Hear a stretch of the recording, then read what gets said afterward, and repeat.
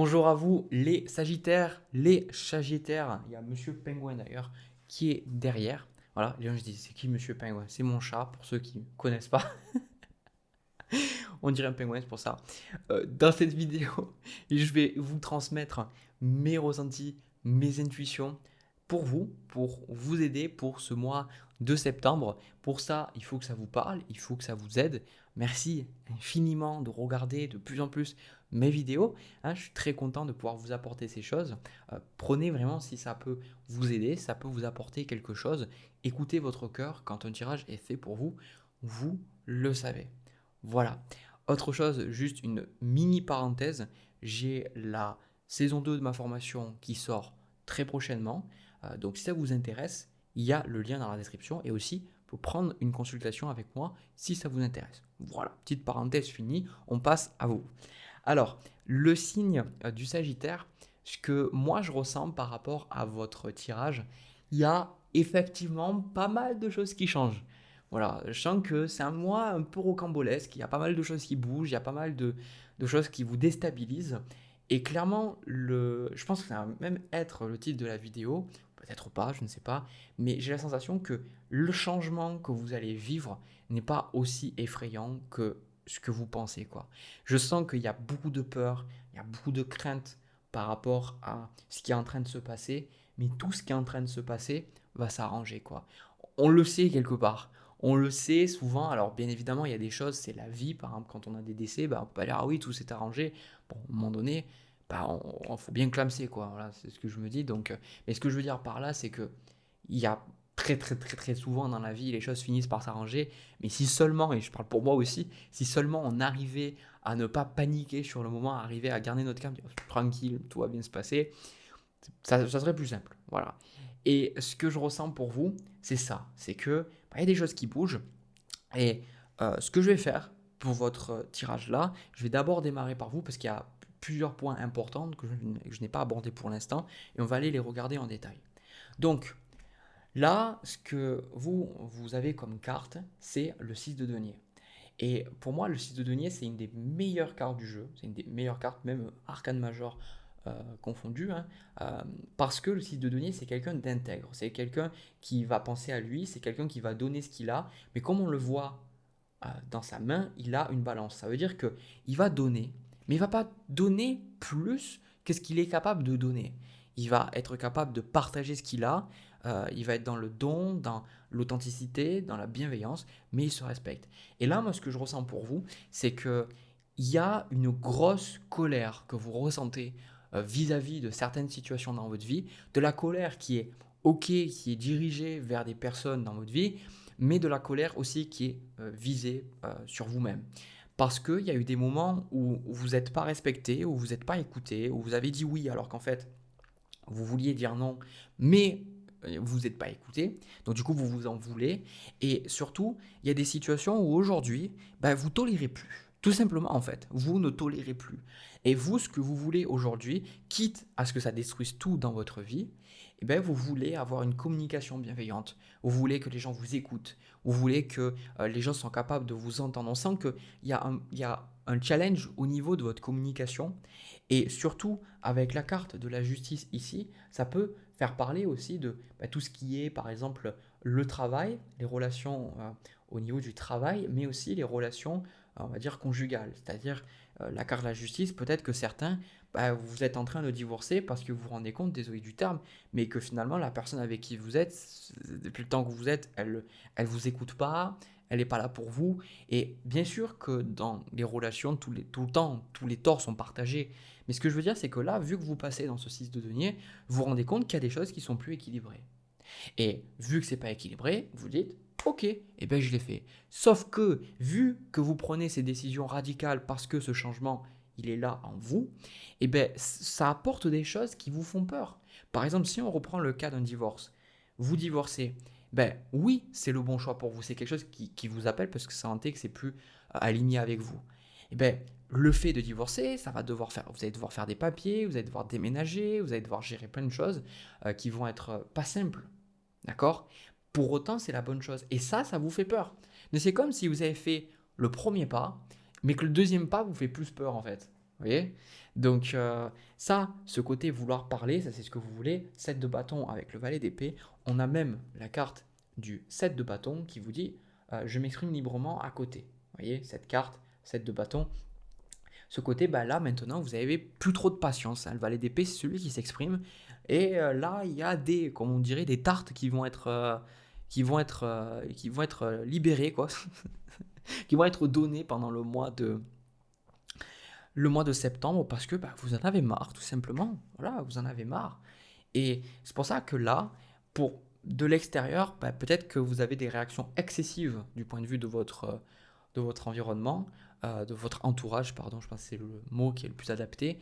Après, il faut savoir aussi que le gros défaut du Sagittaire, c'est quand même les excès. Vu que Jupiter, c'est la planète dans l'astrologie qui fait tout grandir, bah, des fois, ça peut amener à des moments où ça casse la baraque. Vous voyez ce que je veux dire? Ça ne veut pas dire que c'est mauvais, mais le Sagittaire est un signe de feu, et le Sagittaire est un signe qui fait rarement les choses dans l'équilibre. D'accord? Pour moi, j'adore le signe du Sagittaire, mais c'est juste que des fois, c'est bien de tempérer aussi. Mais là, je pense que c'est pas forcément tempéré, vous en avez eu marre. Donc, ça me donne cette sensation, vous savez, avec la carte de la tour, comme on voit dans les films, en fait, où il y a la femme qui met son mari dehors et qui balance, en fait, ses vêtements, ses valises et tout par la fenêtre, en fait, et qui lui dit, mais casse-toi, enculé, etc. Enfin, avec toutes les insultes possibles et imaginables. Ça me fait penser à ça. Donc, vous, même si c'est pas un divorce, même si c'est pas une relation, il y a quelque chose par rapport à la parole, par rapport aux autres. Et je sens que vous vous sentez incompris parce que même si vous savez que ce que vous faites c'est bon, vous avez toujours peur parce que vous dites oui, ben, je prends la bonne décision, je sais que c'est bon pour moi, je sais que je m'exprime, que ça me fait du bien, mais vous êtes là en train de dire ouais, je sais pas, peut-être que je me trompe, peut-être que il y a de la crainte par rapport à ce changement, c'est ce que je vous ai dit. On a la roue de fortune, le 9 d'épée, donc ça c'est la peur du changement. Les choses changent et c'est un changement qui est positif pour vous, mais vous avez les chocottes. D'accord? Vous avez vraiment, vous tremblez, vous dites, imagine à ça, imagine à ça, imagine ça se passe pas bien. Tous les scénarios, l'anxiété qui va. Donc, si vous avez de l'anxiété, c'est normal, je dirais. Mais pour autant, regardez ce qu'on a derrière. On a quand même le renouveau. On a le mât. Le mât, c'est celui qui démarre une nouvelle page, une nouvelle feuille, un nouveau chapitre. Et ce nouveau chapitre, il est sous les couleurs de la reine de bâton, qui est l'affirmation de soi, le fait de oser dire les choses, de oser faire les choses qui lui plaît, de oser briller, d'oser être vu aussi, oser ne pas être aimé de tout le monde. Donc, c'est méga positif. Mais je pense que vous n'êtes juste pas habitué à cette énergie-là. Vous n'êtes pas habitué à cette énergie-là, donc ça vous fait peur. C'est pour ça que le conseil qu'on vous donne, vous avez le 8 d'épée et vous avez la carte confie tes soucis. Le 8 d'épée, c'est une carte qui vient en blocage souvent quand la personne, elle se sent bloquée dans la situation, elle a la sensation qu'elle n'a pas le contrôle, elle a la sensation qu'elle est un peu victime des événements et souvent c'est des questions qui vous enferment. Moi je pense que vous avez surtout besoin de parler. Avec cette carte, je m'exprime librement, je pense que vous avez gardé trop de choses en vous pendant des années et là aujourd'hui, ben, ça vous fait peur parce que peut-être que oui, vous dites des choses à certaines personnes, mais il y a d'autres choses que vous ressentez, vous ne pouvez peut-être pas en parler. Donc là, ce qu'on vous dit, c'est, ben, pour moi, vous savez, je suis spirituel, donc forcément, c'est très important pour moi de prier. Je pense que la prière, il n'y a pas de bonne ou mauvaise façon de prier. Chacun voit la prière, c'est quelque chose d'individuel. C'est pas juste répéter des textes bêtement, mais c'est vraiment savoir dans son cœur ben, vivre cette prière-là et savoir qu'il y a quelqu'un qui écoute. Et ça, c'est très important pour moi. Quand je suis stressé, ça m'aide énormément. Beaucoup de solutions que j'ai eues, c'est par rapport aux prières. Mais il y a aussi bah, peut-être de voir quelqu'un avec qui parler, d'avoir un thérapeute. Peut-être aussi d'avoir un bouquin dans lequel, une sorte de journal intime dans lequel vous allez pouvoir écrire. Parce que c'est des peurs que vous avez et ça vous bouffe. Mais dans le fond, les choix que vous prenez, même si c'est effrayant, c'est nickel pour vous en fait. Tout le tirage d'après, il est nickel. Même ce qu'on voit avec la carte de la justice, c'est qu'il y a la justice sur le pendu avec le 8 de bâton. Ça veut dire que les situations qui sont bloquées dans ce mois, elles se débloquent en fait. Même s'il y a quelque chose qui bloque, qui n'avance pas pendant ce mois, ça va se débloquer. D'accord? Et ce qu'on essaye de vous dire aussi à travers tout ça, c'est que vu que vous êtes dans cette phase de changement, ben, le changement extérieur qui est effrayant, c'est aussi ce changement intérieur qui est effrayant. C'est parce que peut-être vous ne vous reconnaissez plus. Vous n'avez plus les mêmes façons de voir le monde, vous n'avez peut-être plus les mêmes façons d'agir, les mêmes façons de réfléchir. Et là, en gros, on vous dit que bah, c'est normal. Je veux dire, C'est comme quand vous faites un déménagement. Un déménagement, c'est compliqué pour n'importe qui, en fait. Parce qu'on doit prendre des affaires d'un endroit où on est resté pendant longtemps, la plupart du temps. Et après, il faut tout reprendre, toutes les affaires, les mettre dans un nouveau milieu. Puis après, on n'est pas habitué à l'endroit où on est. Il faut qu'on trouve ses marques, etc. Ben, c'est pareil avec le changement de manière plus métaphorique. C'est l'inconscient, il évolue. Et même moi, personnellement, qui ai une vie onirique très riche, bah, je sais que pendant ces périodes, quand il y a beaucoup de changements, bah, j'ai des rêves justement sur ce genre de choses où je vois que je réorganise ma maison, ou des trucs comme ça. Vous savez, même le truc typique, quand on va mieux dans notre tête, bah, on range chez nous. Vous n'avez jamais remarqué que quand vous allez mieux, que bah, peut-être vous rangez votre frigo, vous rangez chez vous, etc. Vous voyez? Donc là, on vous dit tout ce qui se passe à l'extérieur est le reflet de ton intérieur. Donc ce qu'on vous dit, c'est de ne vous sentez pas impuissant par rapport à ce que vous vivez. Essayez de comprendre pourquoi est-ce que vous vivez ces choses-là. Essayez de comprendre qu'il y a une raison derrière chaque chose. Et que justement, si vous avez à la fois le doute et la foi en même temps, que vous y croyez et que vous y croyez pas, c'est aussi ce que vous allez voir à l'extérieur. C'est ce qui va se manifester. Vous savez, il y a des choses qui vont bien se passer, vous dire ah ouais, là c'est super, là mes guides ils sont là, la vie me suit, et des trucs sur lesquels vous allez avoir du doute, bah, la vie elle va faire ça. Par exemple, moi je sais que tous les moments où des fois je veux me dépêcher parce que je suis en retard ou j'ai prévu un truc, ça m'arrangerait d'aller plus vite, j'ai toujours la vie qui me ralentit. Et je me dis comme par hasard. Je veux dire, la plupart du temps, il y a zéro problème, et là que je veux me dépêcher, maintenant ça marche pas. Vous voyez? Donc, pour beaucoup, la situation se débloque. Vous avez, comment dire, pour vous donner une image aussi que j'ai, c'est comme si vous avez serré le nœud pendant tellement de temps. Imaginez, serrer le nœud, c'est prendre sur vous, c'est pas dire les choses, c'est faire des choses qui vont contre votre propre intégrité, vos propres valeurs, votre éthique personnelle. Hein. Et vous avez tiré le nœud, et là, en fait, le nœud, vous êtes littéralement en train de le couper. Ou soit le couper, soit le déni, le délier, je pense que c'est ça le terme. Ben forcément, vous avez peur, quoi. Mais vraiment, n'ayez pas peur, parce que à la fin de votre mois, vous avez le valet de bâton avec les amoureux et le roi d'épée. Vous allez prendre de nouvelles décisions et vous allez dire, ok, effectivement, de toute façon, vous prenez les bonnes décisions. Je n'ai pas de conseils à vous donner sur ça, c'est plutôt comment gérer cette anxiété, gérer ce stress, gérer ce changement-là. Parce que laissez-vous du temps et vous allez dire, mais bah, en fait, voilà, c'était le bon truc, quoi. Peut-être le divorce, vous allez dire, mais en fait, je revis. Peut-être le changement de boulot, vous allez dire, oh, mais en fait, c'est trop bien. Ou un déménagement, je sais pas. Vous voyez ce que je veux dire? Vous allez dire, mais voilà, c'était, bah, ouais, ça m'a fait peur, mais plus de peur que de mal, quoi, ce tirage-là. Voilà. Voilà ce que j'ai pour vous, les Sagittaires. Ce que je fais, c'est que je reprends mes cartes et je vais passer à votre tirage sentimental. C'est parti. Alors, les Sagittaires pour votre tirage sentimental. Alors, pour moi, j'ai la sensation quand même qu'on va parler d'une relation. Et j'ai cette sensation que là, dans la relation, bah, vous ne savez pas sur quel pied danser. D'accord? J'ai la sensation que vous, ce qui vous bloque vis-à-vis de cette relation, c'est que vous ne savez pas si vous devez rester ou devez partir. Vous ne savez pas si vous devez continuer d'avoir de la foi ou au contraire, vous devez accepter quelque part de laisser cette chose derrière vous. C'est un peu compliqué. D'ailleurs, au niveau de la carte qui vous correspond, c'est la carte du chariot qui démontre très bien cette dualité entre le cheval blanc et le cheval noir. Donc on montre bien que là, en fait, il y a un côté, vous avez envie d'aller à gauche, un côté, vous avez envie d'aller à droite, et c'est très très compliqué pour vous. D'ailleurs, ce que vous attendez, ce que vous voulez de cette relation, on retrouve le mât qu'il y avait dans le premier tirage avec cette carte de la lune. Et pour moi, ça me donne cette sensation que c'est compliqué pour vous de prendre une décision, parce que peu importe la décision que vous allez prendre, il y aura toujours une zone d'ombre ou quelque chose que vous ne comprenez pas. Donc en fait, ça vous frustre. Imaginons si on part du principe que c'est rester ou partir, ou continuer de croire que la personne, peut-être, elle aura envie d'être avec vous un jour, cette personne va quitter son homme ou sa femme. Et ben, si vous décidez de partir, vous allez partir, mais vous allez dire, mais peut-être qu'en fait j'ai raté quelque chose, peut-être que j'aurais pu attendre, etc., etc.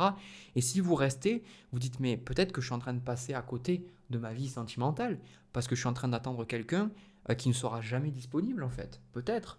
Donc, il y a, moi, ce que j'appelle, on m'avait parlé de ça quand j'étais dans les études, c'est un peu je donnerai un nom, c'est un autre nom, hein, mais Pour moi, c'est le dilemme de l'autobus, en fait. C'est quand j'étais plus jeune, par exemple, je sais que j'avais vers un truc comme 7h15, j'avais le bus. Et je sais que bah, des fois, le bus, il était en retard. Et il arrivait à 7h15, la plupart du temps. Mais des fois, bah, moi, c'était à 7h15, on est là, putain, il n'y a pas le bus. L'école commençait généralement à 8h. Donc 7h20, il n'y a rien. 7h22, 23, 25, il n'y a rien. Donc là, on dit, bon, bah, en fait, qu'est-ce qu'on fait? Et là, il y a vraiment ce côté où ça s'ouvre et on se dit, qu'est-ce que je fais? En fait, si on reste pour l'autobus, ben, on part du principe que vu qu'on a déjà investi tellement de temps à rester pour attendre le bus, que s'il finit par arriver au moment où on s'en va, on aura perdu quelque chose. Mais en même temps, on se dit aussi que si on finit par partir, ben, ça va nous permettre aussi de nous libérer et peut-être de passer outre un bus qui va avoir 30 minutes de retard. Par exemple, vous voyez, parce qu'il y a eu peut-être un accident sur la route, ou un délai, ou que sais-je. Vous voyez ce que je veux dire? Et ça, c'est des schémas qu'on retrouve assez souvent. C'est quand on doit choisir, on a peur de perdre ce dans quoi on a investi notre temps, notre argent, notre amour, etc. Et là, pour vous, c'est compliqué parce que vous savez que cette situation ne vous correspond pas, le 8 de coupe. Cette situation actuelle au niveau sentimental ne vous convient pas.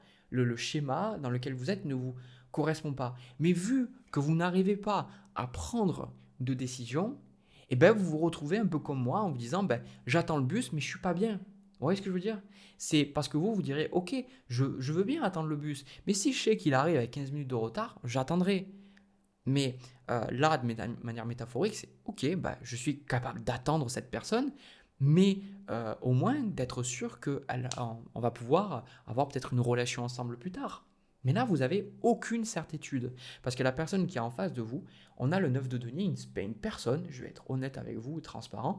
Le 9 de denier, c'est une carte de célibataire, c'est une carte, en fait, parce que la personne est seule, alors que dans le 10 de denier, il y a plusieurs personnes, aussi sur le 10 de coupe. Et le 9 de coupe, il y a aussi une personne seule. Les 9 dans le tarot, c'est souvent la solitude, le fait d'apprécier les choses par soi-même. D'accord? Donc là, avec le 9 de denier, la personne, elle est bien dans cette situation. Voilà, je ne vais pas vous mentir. La situation, elle convient à l'autre personne. Et d'ailleurs, ce qu'elle elle veut de la relation, eh ben, elle ne sait pas non plus. 2 d'épée avec 6 d'épée, elle ne veut pas cette situation non plus. Mais avec ce 6 d'épée, elle veut que les choses évoluent. Mais j'ai la sensation qu'elle n'est pas forcément capable de dire les choses, capable de peut-être vous exprimer ces choses-là.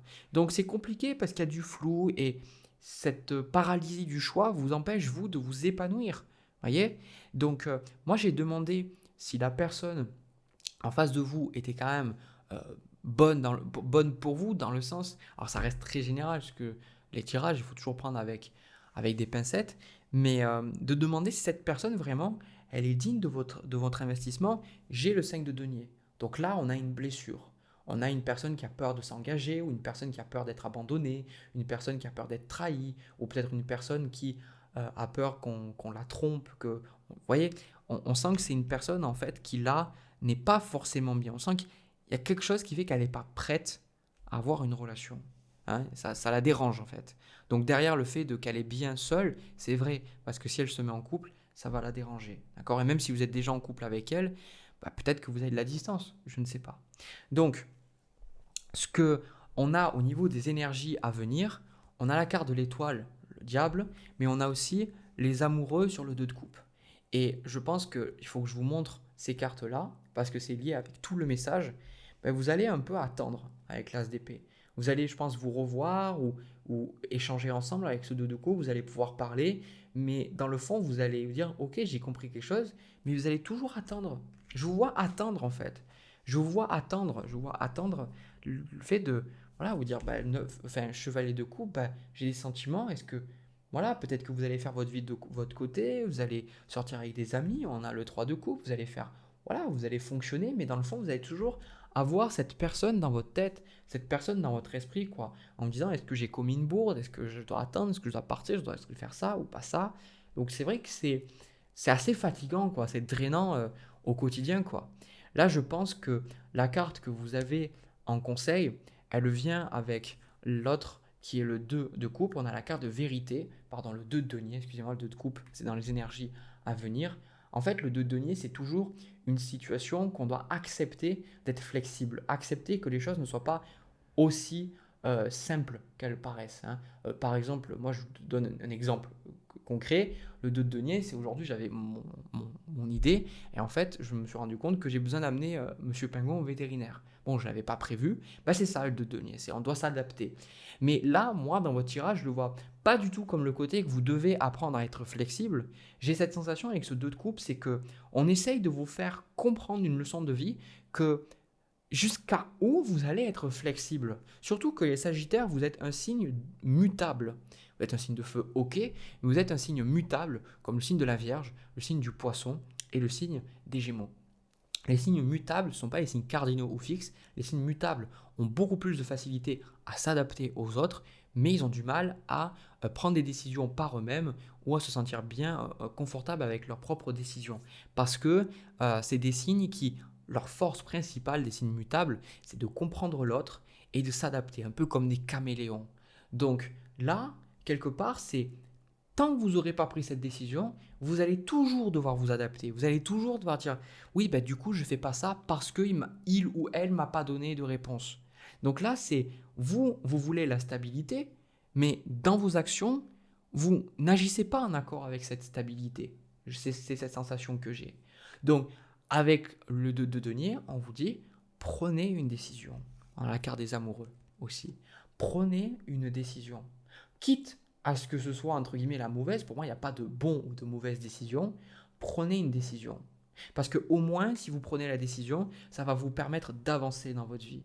Parce que là j'ai la sensation que la situation qui est bloquée avec cette personne, ça continue. Hein, cette personne pour l'instant il n'y a pas cette relation que vous attendez. D'accord. Donc si par exemple, on reprend l'exemple du bus, vous décidez de rester et d'attendre le bus. Bon, le bus, il arrivera peut-être jamais, il a eu un problème et finalement, vous avez fini par attendre 45 minutes, 1 heure pour rien. Voilà. Au moins, vous avez dit, voilà, j'ai essayé d'attendre le bus, j'y ai cru, mais voilà. Et vous ne pouvez pas vous dire, oui, j'ai pris la mauvaise décision. Vous ne saviez pas, au moment où vous attendiez le bus, c'était pas forcément possible de dire, ok, est-ce que le bus va arriver ou pas. D'accord. Donc, vous avez pris votre décision, mais au moins, vous direz, bon, pour la prochaine fois, quand je vois que le bus, il n'arrive pas, bon, je partirai plus tôt. Voilà. Et si vous avez décidé de partir avant et que merde, vous voyez le bus qui vous parle, véridique, le bus qui vous passe juste à côté, vous direz peut-être, effectivement, que j'aurais pu attendre plus, mais en même temps, bon, j'avais pris ma décision. Vous voyez, en fait, on parle de théorie, on parle de possibilités, et tant que vous restez dans le domaine des possibilités, vous ne pourrez jamais vivre. Vous serez toujours dans la relation rêvée, dans la relation qui pourrait être plutôt que de la vivre. Et moi, je sens que vous êtes surtout fatigué de cette situation-là. Donc, au moins, aimez-vous, respectez-vous. Qu'est-ce qu'une personne qui s'aimerait ferait à votre place, en fait? Posez-vous la question. Qu'est-ce qu'une personne qui s'aime vraiment ferait? D'accord? Parce que moi, au-delà de ça, je vois une dynamique de me dire, mais pourquoi est-ce que, justement, vous restez dans ça? Est-ce que vous ne pensez pas mériter mieux que ça? Vous voyez ce que je veux dire? Que vous ne méritez pas quelqu'un qui ait envie d'être avec vous. Et quelque part, ça fait reflet aussi avec votre expérience, parce que l'autre personne qui a peur de l'engagement, qui a du coup peur de s'engager, peur de prendre un choix, on le retrouve aussi chez vous. Donc quelque part, cet effet miroir est assez curieux. On a 2 personnes qui ont peur de prendre des décisions. Voilà. Moi, c'est ce que je vois. Ok, écoutez, je vous ai tout donné, je pense, pour vous, le signe du Sagittaire. J'espère que ça a pu vous parler, que ça vous a plu. N'hésitez pas à me partager ce que vous ressentez, ce que vous avez pensé peut-être que de ce tirage ou même des 2, si vous avez regardé les 2, dans les commentaires, d'accord? C'est un espace libre dans lequel vous pouvez vraiment juste dire ce que vous ressentez. Donc je vous invite vraiment à le faire. Et puis aussi, si vous voulez, vous en avez envie, merci de bien vouloir me laisser un petit pouce, vous abonner. Ça vous permettra d'être au courant de quand est-ce que je sors mes prochaines vidéos et ça me permet aussi de voir que ces vidéos, elles vous plaisent. C'est beaucoup de travail. Et puis aussi, je vous dis, si ça vous intéresse, la prochaine formation, vous avez le lien dans la description. Et aussi pour une consultation, tout est dans la description. Voilà. Écoutez, je vous fais plein de bisous. Je vous souhaite un superbe mois de septembre. Et puis nous, on se retrouve dans une prochaine vidéo. À très vite.